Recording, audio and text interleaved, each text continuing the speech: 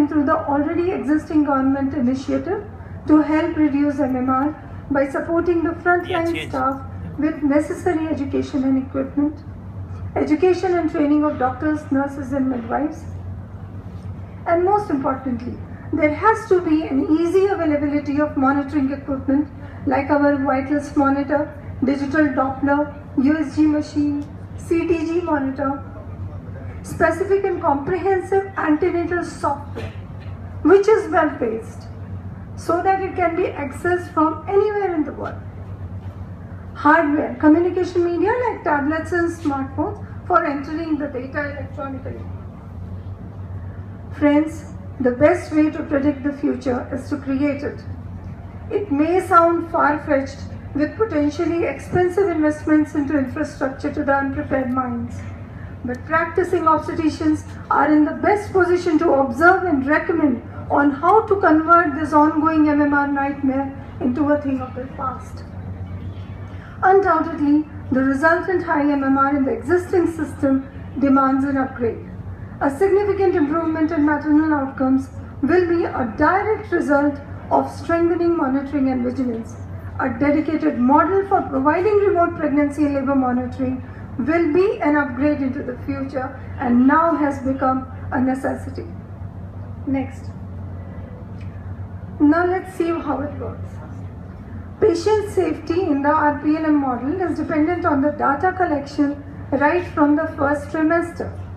The moment a girl or a woman conceives and she encounters her immediate health worker, may it be an Anganwadi worker, may it be an ANM, she is registered into the comprehensive antenatal software and her discrete ID is generated.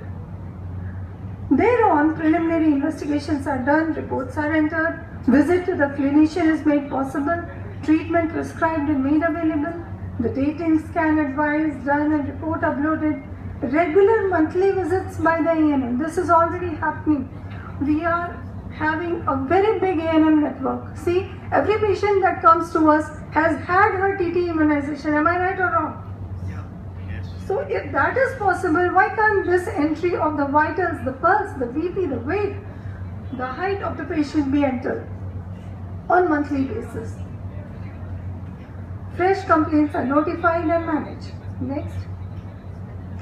Similarly, in the second trimester, electronic data collection during routine monthly ANM visits, record of clinician's visit and scans, evidence of tetanus immunization, record of prescriptions, information about any relevant medical problem. If she has some medical problem, she has jaundice, she has blood pressure, she has whatever, you want to get her a physician's visit, you can make it available. She can be nicely brought to the physician, the treatment advised and entered in the software. Which date, what treatment was prescribed, and the treatment goes on. Next. Likewise, in the third trimester, documentation of obstetrician visit and management strategy is now formulated with the backdrop of the entry which has been run from the first visit. Mandatory 36-week scan, record of relevant hematological investigations and reports. Next. Now, when the intranatal period starts, RPLM will again guide us forwards, whether it is active or expectant management. Next. So now, the patient is in labor. Labor progression is a dynamic process wherein the baby, considering the cephalic position and all the criteria of trial of labor are fulfilled, the baby descends and rotates around the central axis to finally deliver. At present, the mainstay of assessing the progress of labor and descent is by the per abdomen and PV examinations. These are both subjective parameters and observer dependent. They require a certain degree of expertise, and relaying them to any remote center or person is nearly impossible, least of all digitally. So we tried to devise a method in which the quality of pains could be collated with the labor progress and depicted in a fashion so as to get it electronically entered into the software and make it universally accessible to be read understood and the management strategy being directed.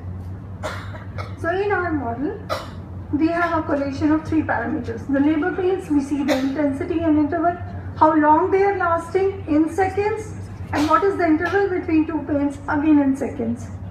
The second one, fetal heart sounds, its rate, Doppler derived abdominal mapping of fetal heart sound, the DAM FHS. This is what we prefer to call it, and I'll explain it later in the next slide. Time at which the point was marked and the time span for this labor process. Next. Okay. Now let me explain this bit about DAM FHS. We agree that we have a point of maximum audibility of the fetal heart sound on the abdomen. Yes?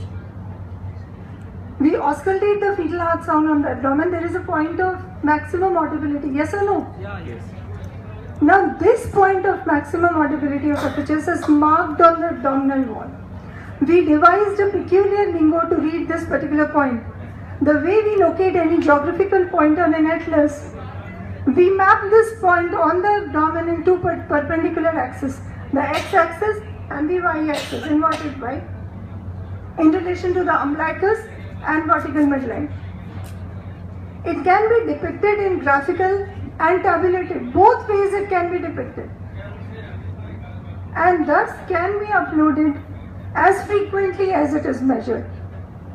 It can be assessed at the central monitoring unit stack. The moment we enter, the data goes to the central monitoring unit, which may be placed remotely.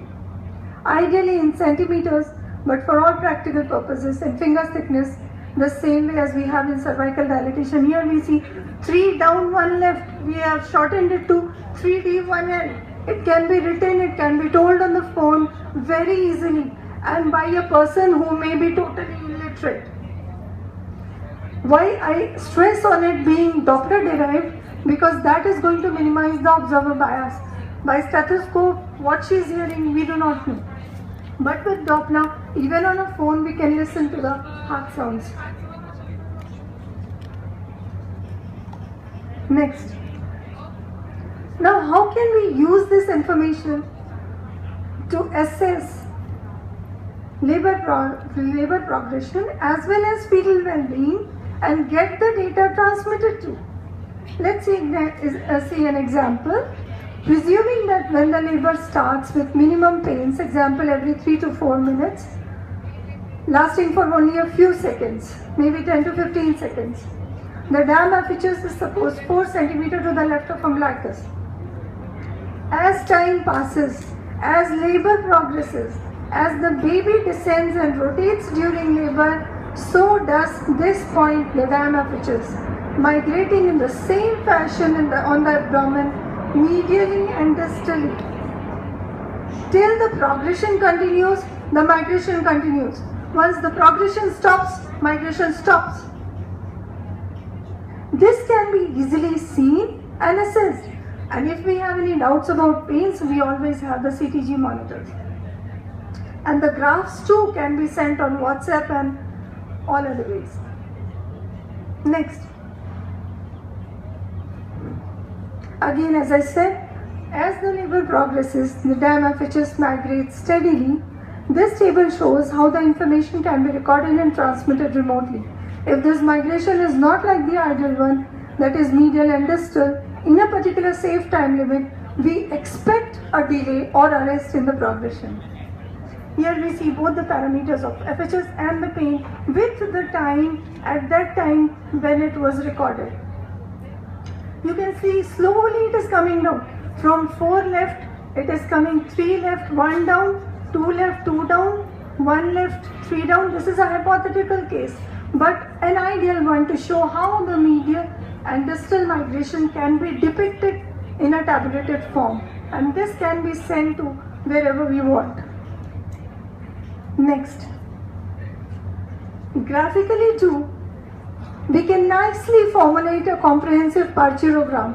Again, I prefer to call it a parturogram, wherein it incorporates all the information regarding pains, FHS, cervical dilatation, effacement and descent, In the central part, you can see a very familiar thing, the cervical dilatation and the effacement, the way we see in our conventional partograms.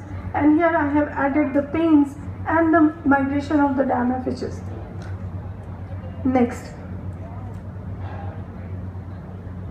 So, correlating with the provaginal examination, we can say if the diaphragm is 5 to 6 down center, pains lasting for 40 to 45 seconds or more, coming in every 1 to 1.5 minutes, we can expect the full dilatation and effacement and delivery within a few minutes. Thus, we can also generalize, keeping a safe time limit, that if the pains are lasting for more than or equal to 40 seconds, interval between two pains is 2 to 2.5 minutes. And in such measures, if the migration doesn't occur in 30 to 40 minutes, we can be sure that the labor progress is bound to be arrested, may lead to obstruction, and the patient needs referral stat. So she gets shifted in time, and when she reaches the hospital is ready with all the data of the patient, ready with them, hence the necessary precautions. What we heard yesterday in the workshop, the blood can be kept arranged when the patient arrives in the hospital. Now, if at the beginning itself, this diaphragm, this point of FHS is above umbilicus, right from the beginning, then also it is most likely that the baby may not be in the conventional cephalic position and thus may require cesarean, for which she should straight away be shifted to the core centers without even giving a trial in the periphery. Again, if this downward vertical migration is not in the midline but parallel to it, it is coming down but it is not medial, it is not in the midline, then also it suggests that the position is not the standard occipital anterior. Baby might land into transverse arrest, might, I am saying. Hence, to be on the safer side, she should be shifted in time. Next. Once the baby is delivered, the documentation of vital parameters, complete removal of placenta membranes, assessment of bleeding immediate and after 1 hour, inspection of cervix and perineum for the mother, record of preliminary assessment and resuscitation, and establishment of breastfeeding for the baby is entered. Next. So dear friends, in this day and age, India has limited access to the expertise, monitoring modalities and resources. Remote monitoring of these vital processes becomes a necessity rather than a luxury. RPLM training should be targeted on the causes of MMR. RPLM can be universally applied. Example from a remote location in an urban hospital building. It's not just useful for the rural areas. Many of us sitting in the OPD have 10-15 labor patients in active labor in our labor rooms. This will be a little bit help to you also in our large, huge urban hospitals. DCD and programmed labor can also be effectively utilized in this model. Next. As other things, this model also has certain limitations. It requires the training of manpower and establishment of culture of safety. It has to be established. It is a Herculean task, but required. Network connectivity and power failure are major concerns. There is dependency on the healthcare workers in remote areas, therefore there is the need for training and support. Next. So, learned audience, given the continuing stagnancy of the shameful maternal mortality rate in India, there is no doubt that research and education should be community-based and the resources streamlined to the front line in an effective and efficient manner. In this new era of science and technology, outdated methods to manage the parturient must be discarded. A sustainable blend of clinical expertise and technology targeting the causes of MMR is the way forward. This RPLM is one of those ideas. Times have changed and change is inevitable. Next. So when the winds of change blow, it's up to us, ladies and gentlemen, to choose whether we want to build windmills or erect walls around us. Next. Thank you so very much for staying this long.